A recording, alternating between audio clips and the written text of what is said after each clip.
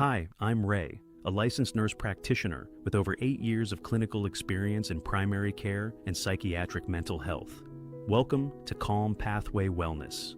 Today we are going to talk about AI anxiety. Wired, worried, and replaced. The AI anxiety nobody names.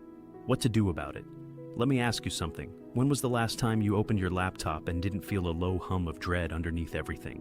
Maybe you saw another headline, another job replaced, another tool launched that does in seconds what used to take you hours, and you smiled because you're supposed to be excited about progress. But somewhere behind that smile, something tightened. That tightening? That's not weakness. That's not you being dramatic. That is AI anxiety. And it is real, it is documented, and almost nobody is talking about it honestly. Today, we are naming the thing. In 2025, researchers at Springer Nature published one of the first comprehensive psychological analyses of AI anxiety, defining it as feelings of apprehension or fear stemming from the accelerated development of AI technologies. Notice what that definition doesn't say. It doesn't say irrational, it doesn't say unfounded. It says apprehension from acceleration, because that's what this is. The world is moving faster than our nervous systems were built to handle. And your brain, the most sophisticated survival machine ever created, is picking up on signals it doesn't fully understand yet. Here's what the research says is actually driving it: the fear of replacement, not hypothetical future replacement. The now kind. My company just announced an AI tool that does 60% of my job kind. Loss of control. AI systems make decisions. Hiring decisions, loan decisions, medical decisions, and we often don't know why or how. Research identifies this opacity as a key psychological trigger: privacy erosion. Every search, every click, every message is training something we don't fully understand. Misinformation overload. When you can't trust what's real, your threat detection system never fully powers down. That's 4 separate alarm systems firing, sometimes all at once. No wonder you feel it in your chest, what it feels like in your body. Here's what makes AI anxiety different from other anxieties. It's diffuse. With a phobia, you know what you're afraid of. With social anxiety, there's a clear trigger. But AI anxiety is ambient. It's the background radiation of modern life. It shows up as chronic low-grade restlessness. You can't name doom-scrolling tech news without knowing why.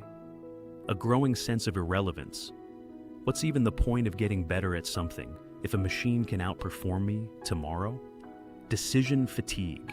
Because a 2026 study in Sage Journals found that prolonged AI use creates cognitive strain and attention depletion, making everyday choices feel harder. And here's the cruel irony. The more anxious you feel, the more you might avoid learning about AI. And the more you avoid it, the more out of control it feels. The cycle tightens. Research from Frontiers in Psychiatry confirms that AI anxiety is multidimensional.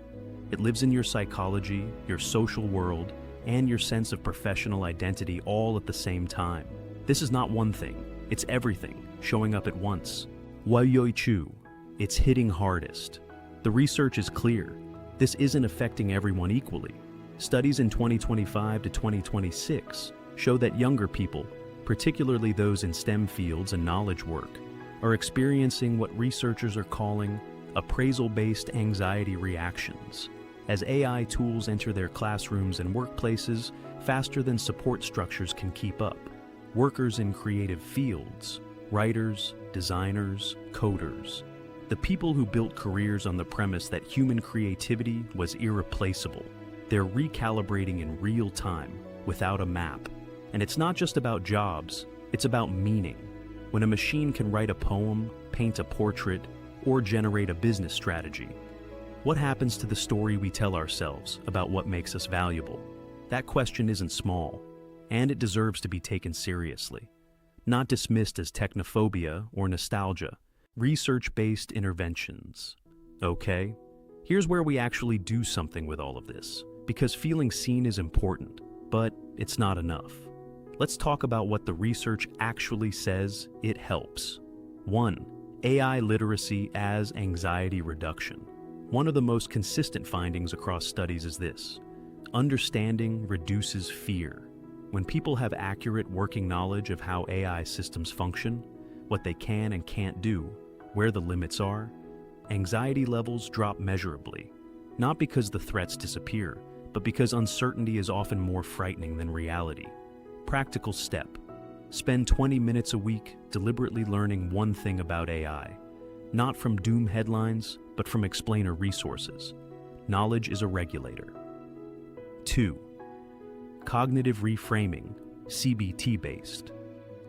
Cognitive behavioral therapy gives us a tool called cognitive reframing, challenging the automatic thought and replacing it with a more accurate one. The automatic thought, AI is going to take my job and I'll be worthless. The reframe, AI is changing my job. What parts of what I do require human judgment, relationship, and creativity? And how do I lean into those? This isn't toxic positivity, it's precision thinking. Research consistently shows that reframing catastrophic thoughts around technology reduces anxiety and increases adaptive behavior. 3. Controllability, reclaiming agency. A major driver of AI anxiety is the feeling that things are happening to you, not with you.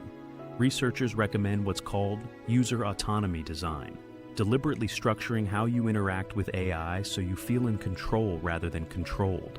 This means choosing when you use AI tools rather than feeling compelled to, setting deliberate tech-free windows in your day, actively deciding which parts of your work you want to delegate versus protect. Boundaries with technology are not Luddism. They are neurological self-preservation. 4. Vagus nerve regulation. This one is grounded in neuroscience. When your threat system is activated, as it is with ambient AI anxiety, your vagus nerve is the express lane back to calm.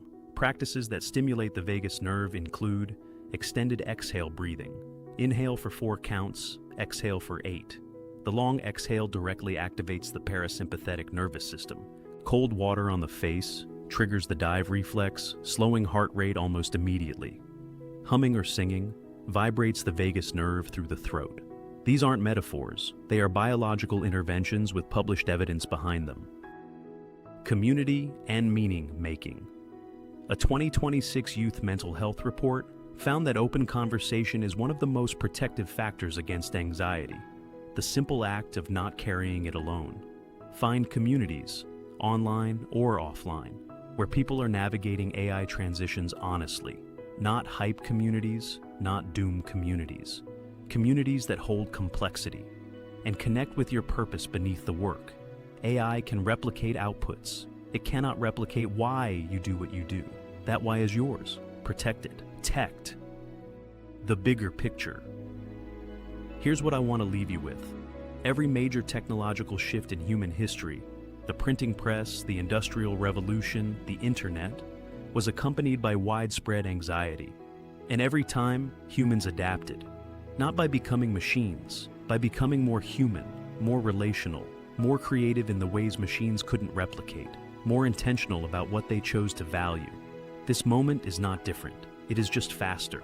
And speed, not change itself, is what your nervous system is actually struggling with. And speed, not change itself, is what your nervous system is actually struggling with. So give yourself permission to feel what you feel. The anxiety is information. It's telling you that you care about your work, your identity, your future. That's not a flaw. That's the thing that will help you navigate this. If today's video gave you language for something you've been feeling, share it with someone who needs it. If you want to go deeper on any of the interventions we covered, the research links are in the description. And if you're sitting with this right now, good. That discomfort means you're paying attention. Take the breath. Start with what you can control. And remember, the machine doesn't worry about tomorrow. You do. And that's exactly what makes you irreplaceable. Disclaimer: everything shared in this video is for educational and informational purposes only. It is not a substitute for professional medical advice, diagnosis, or treatment. If you believe you may be experiencing anxiety or any other mental health condition, please consult a licensed healthcare provider or mental health professional. The research referenced throughout this video is real. But every person's experience is unique. What works for one may not work for another.